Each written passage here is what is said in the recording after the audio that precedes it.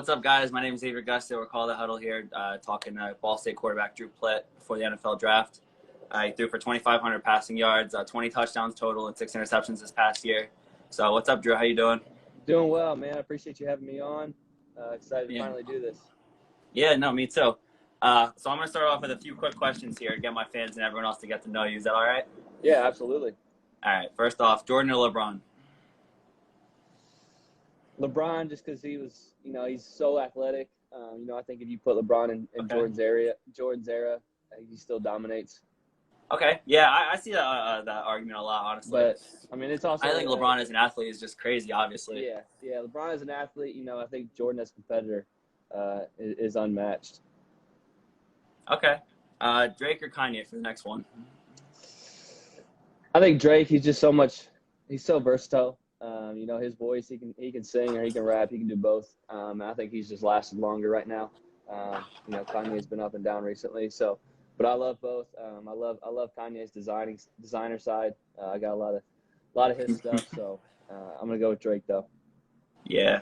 All right. For Drew, NFL or college football? As a fan. I kind of go back and forth. There's nothing like Saturday afternoons. But when you're watching the NFL, that's the dream, and that's what I want to get to. So I'm a fan of both, and like I said though, there's nothing like a Saturday afternoon college football game, just sitting there watching it and enjoying hearing Gus Johnson or something like that. It's awesome. No, yeah, the energy is definitely different in college football. But so for the next one, Xbox or PlayStation? I'm an Xbox guy through and through. Okay. Yeah, right. always been that way. Always been Xbox? Yeah. Okay.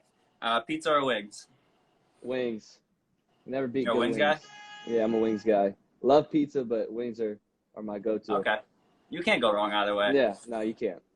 Travis Scott or Future for this one? And then we're going to start with the last one. I'd say Future. Future, okay. Yeah, just, No, there's been a lot going on with Travis lately, the last couple months or so, I'd say. So, but honestly, you can't go wrong with either one of them either. They're both different in so many ways. Yeah, I'm a big fashion guy, so Travis Scott, when he does all his sneaker collabs, that gets me. Okay. And then if you could play a position other than quarterback, Drew, what position would you pick on the football field and why? Wide receiver, 100%. Okay, I like that answer. Just running routes and doing stuff like that. You'll catch me 4 games doing that. So. You ever gotten a chance to play with a little receiver in practice or anything? A little bit, a little quarterback throwback and get run a route or two. So, or a wildcat, I've been out there, split wide, try to mess around with the DBs or something. Yeah. Okay. So, all right, we're gonna start getting into the real questions here. You've been playing at Ball State since 2016. I know that's a pretty long career. Tell me, as a quarterback, tell me from 2016 on all the way till now. Tell me how you've kind of developed in ways as a quarterback, and just go into detail about a little bit of how you've been able to progress your game every single year up to this point. Yeah, biggest thing in 2016 for me was I was coming from a wing T offense in high school, so I didn't really know much of the terminology that we were using, much of reading the defense or anything like that, and going into basically from the simplest form of an offense in a wing T to a pro style with Coach New, who came straight from the NFL. Was a big jump, and I had to learn a lot. So I think in that first year and a half, I had to learn basically just a playbook and the terminology of it all. And basically that it almost took me a year and a half to do it, just because it was such a big change. But I'm grateful for it because now I can go into almost any situation or any offense and kind of just pick it up like that. It relates to so many different things on the next level too, that I can just pick up anything and kind of understand what's going on. And then moving forward, years once I picked up the offensive playbook, was really getting down to the nitty gritty of watching film, picking up a defense, reading the defense, and be able to get into play calls and such like that. So really worked a lot, hard in the film room to be able to do that. Where I worked my way up to calling plays actually in the game. I ran our 2-minute drills this past year, so I went from not being able to read the offense to be able to call my own plays when I'm out there on my own. Wow, that's big. So I think just the biggest change was watching film and understanding how to watch it. Okay, what would you say physically about your game, since freshman year? What have you kind of added to your game since then? Like I said, with the wing T, we throw a lot on the run. So I utilize that a lot, being able to make plays on the move. Being in the weight room, you get around some bigger guys, you get to put up some weight. So physically, I just got grown. But at the same time, I've been athletic and being able to make plays on the run and make plays on the move. I've been doing that for a while, and I just added that to my game and improved on it every year. Yeah, that was a good answer. Thank you. Definitely, like I said, you had a long career at Ball State. It was kind of interesting to see how you were able to progress statistically since your freshman year. Yeah. But, this has been obviously a crazy offseason for you, I'm sure. Tell me a little bit about what the draft experience has been like for you and the prep and everything, and has the excitement really hit you yet at all, if at all? Yeah. Obviously I went down to CGS, was a great showcase down there, be able to, be around some players that are like me, underdogs, fighting for the next spot, trying to get to that next level, and not really necessarily have all the hype around us. Get around some of those guys and kind of measure myself in that sense. And then going down to the Tropical Bowl as well. Great experience there. Appreciate both of them. Just, the opportunity to be able to go out and compete. But with that being said, I've been down here training in Jacksonville, Florida for 4 weeks now. And it's been awesome. It's nice to not have to worry about school and do all the schoolwork and basically just go out and focus on football and eating to maintain my body and recovery and stuff like that. You kind of, it's nice being down here with the group that I have. There's a couple of guys from the NFL that are still playing. You kind of get to see how they work and how they prep, and we get to experience that every day, and you get to ask them questions and stuff like that and work with them. So for me, it's been great to kind of understand how to prep myself in that sense of the word. But yeah, I mean, it's been nice, and I kind of got a first look at other guys in the class when I went down to the Manning camp back this past summer. And through it all, the biggest thing to me is I know I can compete and I know I can throw with these guys, with the best of them. I know I can outthrow them too. We get on the board, I can do more because I've been in a pro style situation where I've been able to go out and call my own plays and call a 2-minute drill and do my own thing for a while now. So when I stand toe to toe with a lot of those guys, in my personal sense, I match up and go above and beyond some of them. So a lot of it's just hype at this point, and when you get on the field, that's when things change. For sure, yeah, for sure. No, you can definitely see you have like the NFL talent on when you watch your film and everything. Tell me, coming from a MAC school, you might have went over this a little bit in the last answer, but tell me, what's kind of been your biggest focus just this offseason, getting used to different things or adding different things to your game? Yeah, I mean, being in a MAC, a lot of people, think it's a little bit easier league, but to me, I think it's tougher. From top to bottom, everybody's competing every year. You get guys that actually, got to go through some stuff to be able to get to the next level. So everybody's working a little bit harder and always got a little chip on their shoulder for every game, every situation. Guys are out there competing for a reason. Not that everybody else isn't, but when you're in the MAC and when you're that underdog, that mindset's a little bit different. You got to be able to go into every game and compete at the top level, or you're going to get exposed. And at this point, in the MAC situation, that's how it is every year. Every year we get about a different winner, a different team shows up, and that's how close it is. I saw stats something about the MACtion games. It's like every year they hit the under, or it's like a 2-point game or 3-point game between almost every one of them. And I think that's just the level of competition it is through and through. There's a team that can compete every week in and week out. Yes, sir. Yeah, definitely. I want to talk a little bit about you growing up as a quarterback. Tell me, are there any guys that you modeled your game after or kind of looked more so at looking when you were growing up as a quarterback? I didn't really start playing quarterback till freshman year of high school. Oh, wow. I didn't really want to be a quarterback. I wanted to be a wide receiver. Speed kind of has something to do with being a wide receiver, so I had to make the change. And I think just my leadership capabilities that I've always had growing up, they just kind of gravitated towards being a quarterback. And one of my favorite guys I love watching was Peyton Manning.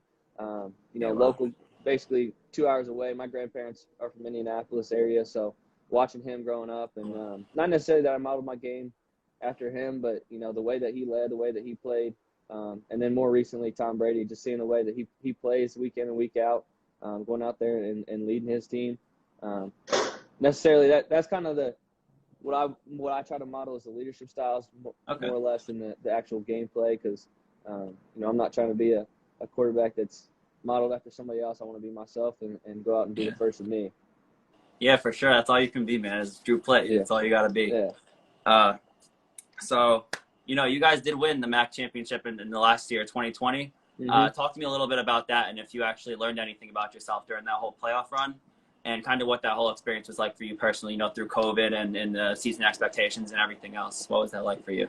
Yeah, I mean, that was an unbelievable experience, through and through. The first game was a tough one, but I think that with me, the biggest thing I learned is basically my ability to overcome adversity. Um, that first game, throwing a pick in a crucial time, to lose the first game and basically come back every week and get better week in and week out, and basically just improve week in and week out, no matter what was happening, no matter how good or bad we were playing, is leading. And really, I think the play for me of that year was one that most people don't even remember. But it was like a 3rd and 19 against Eastern Michigan, and we were going down basically, I think, about 2.5 minutes left. We converted a 3rd and 19 on a long throw to Antoine Davis, set us up for a touchdown later on that we ended up scoring and winning. So, I think that kept the year alive, and to me, it just showed, I'm able to make those plays and able to go out and compete at the highest level against anybody. Okay, yeah, thank you.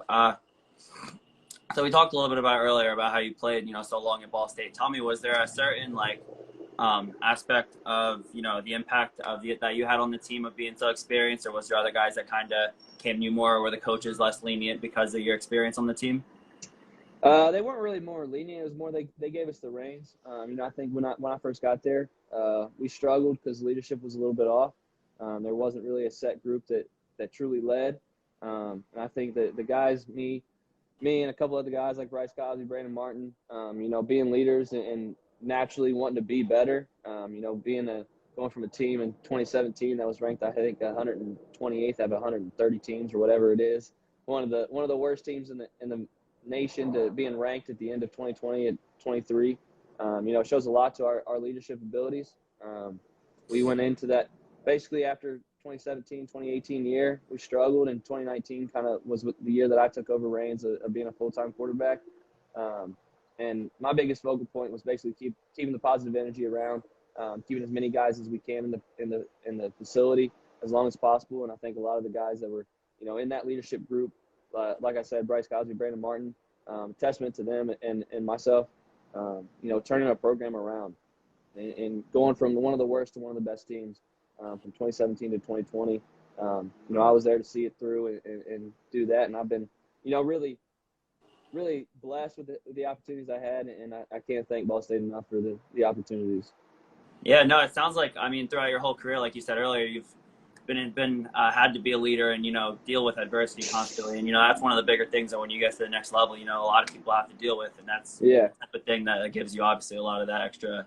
Yeah, and I think that's kind of a thing for me that I harp myself on. When I'm presenting myself, as I've been through that almost the worst phase of football you can be with being one of the worst teams, and a lot of guys don't experience that and are able to overcome it until they're in the league. So for me, I'm like, I've experienced it. I know how to overcome it. I know what it takes. Definitely. And I think I know you guys didn't have what you guys had hoped for this past season, but I know to end your career personally, I feel like that's probably pretty big for you, right? Yeah, absolutely. I mean, it was a tough year all around, a lot of injuries, but, I can hang my head on the fact that I went out and played every week with my heart on my sleeve and putting everything out there on the field. For sure. So another thing that kind of comes up when you look at you a lot, you've never thrown more than 8 picks in a season. You're good at not turning the ball over. Tell me, is there, what kind of things you focus on during the off season or during the season and not turn it over as much? Or... Yeah. I mean, I think the biggest thing to me is turnovers happen. Whatever it's going to be, it's part of the game. The situation that arises from it is really important. How are you going to come off the field? What are you going to say to your teammates? What are you going to do the next play? And I think for me, that's the biggest focal point is, it's going to happen. You can't focus on that because if you do, it's going to happen more. Big believer in basically the mental toughness, mental aspect of, the energy you create, the energy is going to happen. So with me, it's can't focus on the interceptions or the fumbles or the turnovers in general. Is how you're going to respond to it. What do it happens. How are you going to respond to it and go into the next play and play that play? Yeah. So going into you a little bit more as a quarterback, tell me, what kind of things have you looked into most that you have to improve this offseason, or what things have you been trying to get better at more so? Yeah, I mean, I know the biggest knock on me was my arm strength or throwing the deep ball. And I'm not worried about that. I know I have a strong arm, especially to play in this league. I know I can throw the ball far. Yeah. So for me, it's more focused on the accuracy part of when I am throwing it deep and throwing it, down the field. It's been a big focal point for me. And a lot of it's just using my eyes and more the mental aspect of, focusing on those little details when I'm throwing, so that way it becomes second nature. Yeah. Now, you talk about arm strength. I think arm strength among the NFL, at least in the media, I feel like is kind of starting to be, not as big of a deal as it was the last 5-10 years, especially with Joe Burrow being in the Super Bowl and kind of a run on other guys without the arm strength doing that. But yeah, I mean, it's definitely have the NFL like arm strength, looking on tape too. So. Right, appreciate it. Yeah, I mean, and to me, it's the biggest thing is can you make the throws, whether you have a strong arm or not. How accurate can you be when you pinpoint it? For sure. So you have played with a lot of guys throughout your time so far. Tell me, is it somewhat easy for you to get chemistry with new guys or playing with new teammates or receivers? Yeah, I think it's very easy to me. I'm personally an outgoing guy, so I'm able to make connections with guys and be able to, it's more the off-field stuff that creates the connection on the field. So when you're able to do that, the field stuff comes easy when you know a player and how he plays and the reason that he's playing, then you're able to play a lot easier and a lot smoother with him. So for me, it was, having Ja'Shawn Jackson come in this year, that was kind of the first test for me of creating chemistry, whereas, he was there for a short time and I had to make that chemistry quick. I think if you just watch, by the end of the year, we were hitting throws that I was hitting with some guys who were there for 4 or 5 years. Yeah, and you go back, and obviously that's another big thing when it comes to getting to the next level is you got to be able to play with guys who you've never even met before. Yeah, and that's another thing that I feel like you have over a lot of guys in today's draft at least. Yeah, exactly. And I mean, down here we're throwing with different receivers every day, so going out and basically hitting your spots and guys catching the ball, so it's easy to make connections. Go into a little bit, Drew. I always love to hear who is the best player you ever played with and or against, during your whole career. Yeah, I mean, one of the best players I've ever played with is Justin Hall. The guy's he was my roommate this past year. He's just kind of a freak on the field. Not over the top with top speed or anything like that, but the guy just doesn't get tackled. It's kind of crazy. Watch him on film, the plays that he makes. It's just, he jumps over guys. He bounces off 3 or 4 tacklers and stays up. And, even the hits where he goes out of bounds. I mean, you watch him, he's either the first one up or he doesn't go down. It's kind of crazy, with him. And another guy that one of the best players that I played with was my high school buddy, played running back. He's playing he actually got drafted in the 5th round of the Braves last year. He's super athletic dude, just make plays left and right. It's crazy. He's one of my boys. So I had to give him a shout out. Yeah. So we went over how long you've played. Tell me, do you have a favorite moment at Ball State at all or throughout your career? Yeah, I mean, at Ball State for sure, it's winning the MAC championship. Last year is just to see everything go full circle and come into fruition that we were saying the whole year, we were saying for years, we were going to do. To see that come into play and actually happen was just a surreal moment. I wish the fans and the school could have been there and my family could have been there to experience it, to have that happen and basically just focus with the guys that were on the team and celebrate with them. It was just unreal. So that was one of the biggest, moments for me in my college career. And then in high school, winning state and being able to go in and win state with your high school buddies and do that was just an awesome experience as well. Okay. Yeah, that's cool for sure.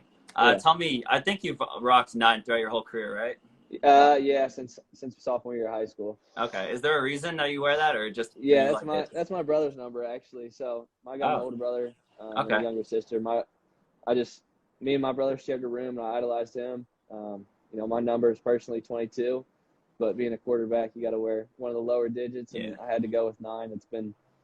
That was his number, and I just wanted to idolize him, and if I could play like him, then I know I'll be a great player. Okay. Yeah.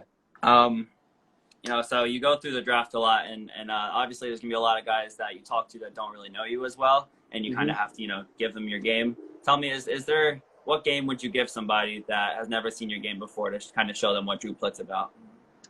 Yeah, I would say I got a couple. I think if you go back and watch really Western Michigan of this past year or Western Michigan the year before, MAC championship is always a good one. But a couple of those games, and then when you talk about somebody who's young, who's still learning everything, is Western Michigan 4 years ago. I was the backup quarterback. The starter got hurt, coming in for a team that was struggling.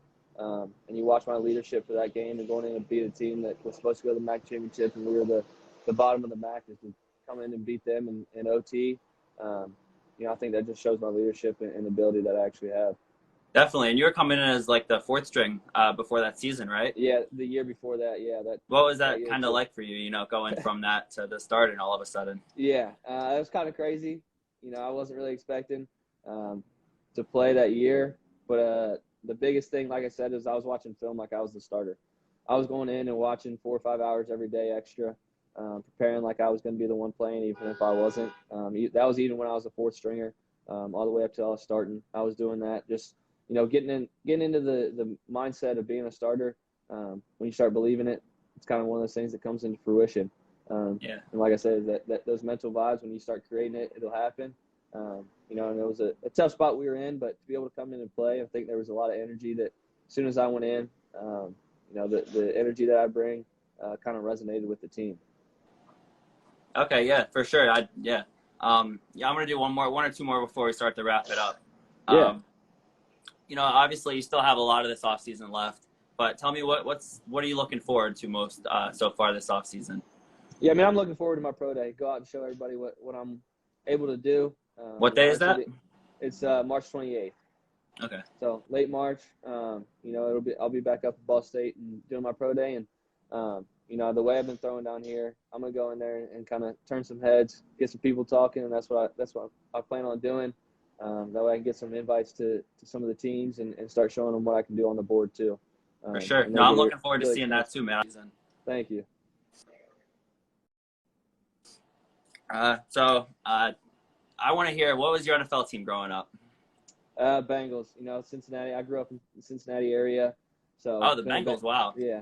I've been a Bengals fan. Okay. What are your thoughts on this last Super Bowl then? That was a crazy ride. It kind of stinks I wasn't home for it, but to experience all the Cincinnati vibes, and I know that the city was kind of rejuvenated after this last playoff run.